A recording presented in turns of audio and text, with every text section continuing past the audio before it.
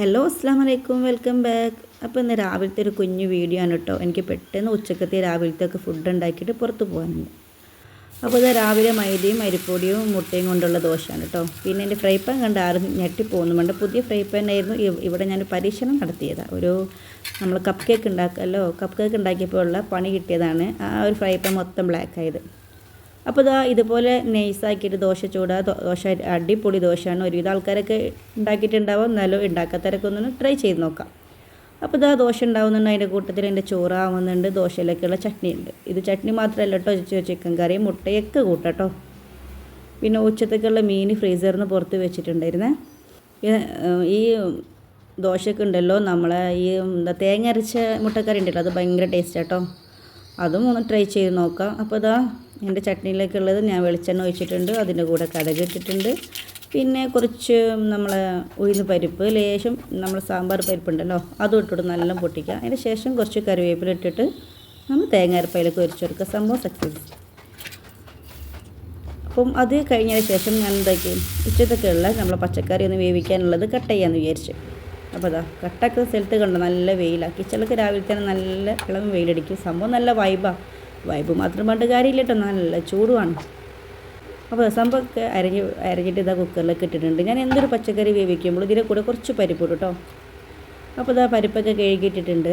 അതിലേക്കുള്ള ആവശ്യമായിട്ടുള്ള നമ്മളെ വലിയുള്ളി കഷ്ണം, അതുപോലെ തന്നെ തക്കാളി, പിന്നെ കറിവേപ്പില, പച്ചമുളക്, കുറച്ച് നമ്മൾ ചെറിയ ജീരകം ഉണ്ടല്ലോ അത് ഇട്ട് കൊടുക്കുക. ആവശ്യത്തിനുള്ള ഉപ്പും മഞ്ഞൾപ്പൊടിയും കുറച്ച് വെള്ളം ഒഴിച്ചിട്ട് നന്നായിട്ട് വേവിച്ചെടുക്കും കേട്ടോ.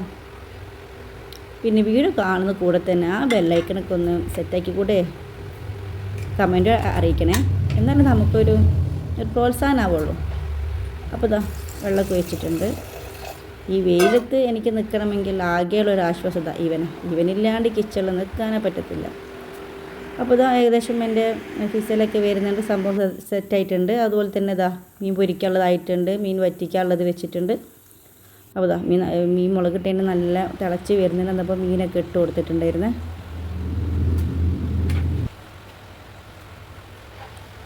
അപ്പോൾ നമ്മുടെ കറി ഏകദേശം മീനൊക്കെ ഇട്ടതിന് ശേഷം നന്നായി തിളച്ച് ഓഫ് ചെയ്യാൻ നേരത്തെ ഒരു പച്ച വെളിച്ചെണ്ണ നമുക്ക് ഒഴിച്ചെടുക്കാം. ഞാൻ സെപ്പറേറ്റ് ആയിട്ട് തൂമിക്കാറില്ല. താളിക്കുക എന്നൊക്കെ പറയും ഓരോരുത്തർ. ഞാനിങ്ങനെ വെളിച്ചെണ്ണ ഒഴിച്ചെടുക്കാറാണ്. അപ്പോൾ ഇത് പൊരിക്കാനുള്ളതൊക്കെ പൊരിച്ച് നമ്മൾ ഈ പച്ചക്കറിയിലേക്കുള്ള തേങ്ങ അരപ്പൊക്കെ ഒഴിച്ച് കൊടുത്തിട്ടുണ്ടായിരുന്നേ. അപ്പം അത് തൂമിക്കാൻ വേണ്ടി ഞാൻ കുറച്ച് വെളിച്ചെണ്ണയും കടുകും കറിവേപ്പില ഇട്ടിട്ടും അതും തൂമിച്ചെടുത്തിട്ടുണ്ടായിരുന്നു. സംഭവം സെറ്റായിട്ടുണ്ട്. ഒരു മണിക്കൂറുള്ള പണി ഒരു 3 മിനിറ്റിലേക്ക് ഇങ്ങനെ ഒരു ഷോർട്സാക്കി എടുക്കുമ്പോൾ സംഭവം കാണാൻ നല്ല സുഖമാണ്. പക്ഷേ പണിയെടുക്കുന്ന എല്ലാ സ്ത്രീകൾക്കും അറിയാൻ അതിൻ്റെ ഒരു ബുദ്ധിമുട്ട്. അപ്പോൾ മീൻ പൊരിക്കാനുള്ളതൊക്കെ സെറ്റാക്കി വെച്ചിട്ടുണ്ട്. ഇപ്പോഴും ആരും എഴുന്നേറ്റില്ല കേട്ടോ, എല്ലാം നല്ല ഉറക്കത്തിലാണ്. അപ്പോൾ കിച്ചണൊക്കെ അതിൻ്റെ കൂടെ തന്നെ ക്ലീനാക്കി വെച്ചിട്ടുണ്ട്. ഇനി പോയി വന്നാൽ പിന്നെ ഒരു ടെൻഷൻ വേണ്ടല്ലോ. പിന്നെ അതിൻ്റെ കൂടെ ഞാൻ ചെറിയൊരു കട്ടനൊക്കെ അടിച്ചിട്ടുണ്ടായിരുന്നേ. പിന്നെ പത്തിരൊന്നും കഴിച്ചിട്ടില്ല. അവർ കഴിക്കുമ്പോൾ കൂടെ കഴിക്കാമെന്ന് വിചാരിച്ച് ജസ്റ്റ് ഒരു കാലി അടിച്ചിട്ടുണ്ടായിരുന്നു. അപ്പോൾ കിച്ചണൊക്കെ ഏകദേശം സെറ്റായിട്ടുണ്ട്. അപ്പോൾ വീഡിയോ എല്ലാവരും മുഴുവനായി കണ്ടെന്ന് വിചാരിക്കുന്നു. കണ്ടിഷ്ടപ്പെട്ടാൽ സപ്പോർട്ട് ചെയ്യാൻ മറക്കരുത്. അപ്പോൾ എല്ലാ ക്ലീനിങ്ങൊക്കെ കഴിഞ്ഞതിൻ്റെ ശേഷം 10:20 ആവുന്നു, അത്ര ആയിട്ടുള്ളൂ കേട്ടോ. അപ്പോൾ ഇന്നത്തെ വീഡിയോ ഇത്രേ ഉള്ളൂ. ഓക്കെ, ബൈ, അസ്സലാമു അലൈക്കും.